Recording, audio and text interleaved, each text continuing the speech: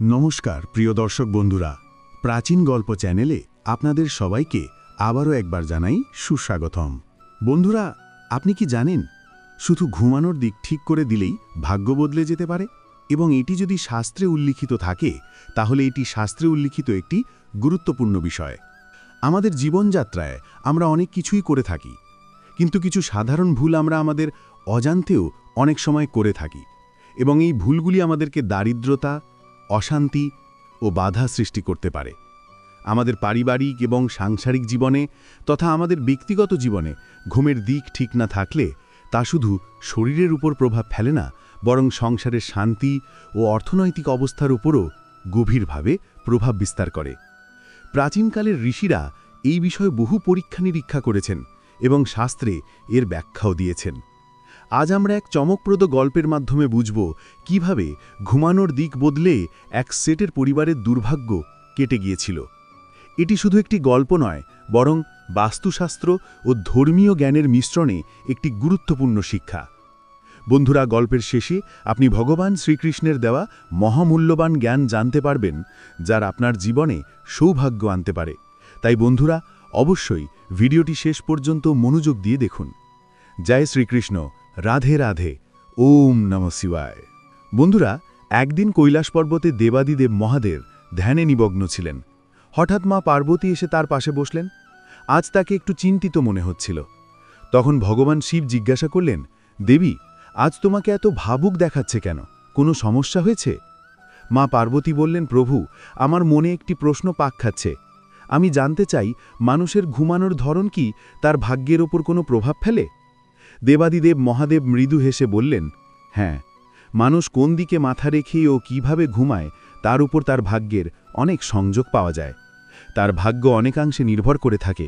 যদি তুমি এই বিষয়ে বিস্তারিত জানতে চাও, তবে আমি তোমাকে একটি ছোট্ট কিন্তু শিক্ষণীয় গল্প বলবো, সেটা মনোযোগ দিয়ে শুনো। তখন মাতা পার্বতী বললেন, হ্যাঁ প্রভু, আমি অবশ্যই এই গল্পটি মনোযোগ সহকারে শ্রবণ করব। আপনি আমাকে শ্রবণ করান। এরপর ভগবান শিব বললেন, প্রাচীনকালে এক ধনাঢ্যের সেট ছিলেন। তার বাড়িতে ধন সম্পদের কোনো অভাব ছিল না।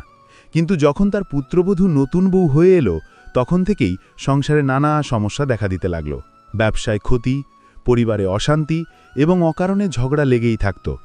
তখন শেঠ লক্ষ্য করলেন যে তার পুত্রবধূর বাপের বাড়ির অবস্থাও খুব একটা ভালো নয়। সেখানে অর্থকষ্ট, অশান্তি ও রোগশোক লেগেই থাকে। তিনি ভাবতে লাগলেন, এই দুর্ভাগ্যের কারণ কি হতে পারে? তিনি চিন্তিত হয়ে পরদিন সকালে এক পণ্ডিতজির কাছে গেলেন এবং সমস্যার কথা বললেন। পণ্ডিত বললেন, শেঠজি, এই সমস্যার সমাধান শুধু একজনই দিতে পারেন। তিনি হলেন স্বয়ং ভগবান শ্রীকৃষ্ণ।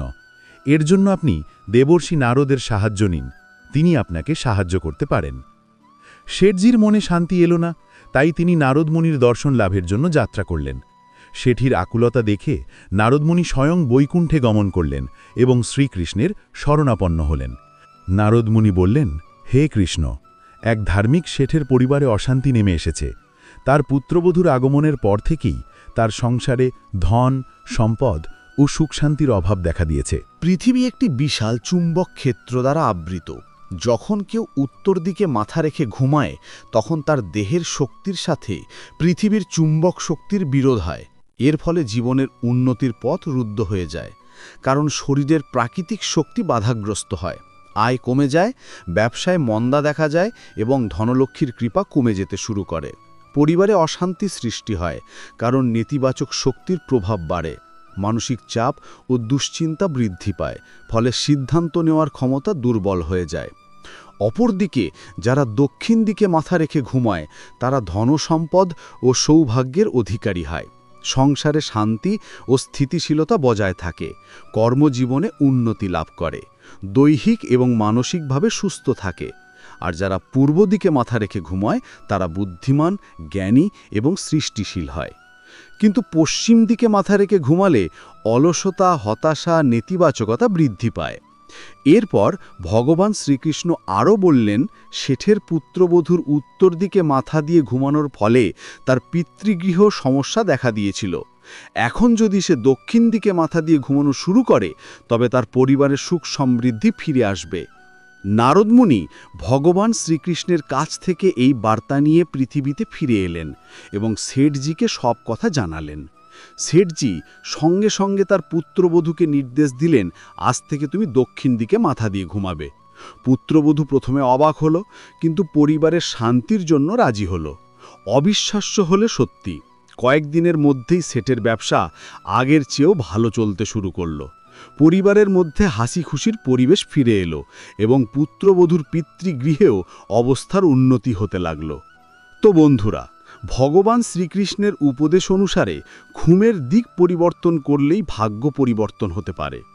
আপনি যদি সংসারে ধনসম্পদ, সুখ ও শান্তি চান, তবে দক্ষিণ দিকে মাথা রেখে ঘুমান।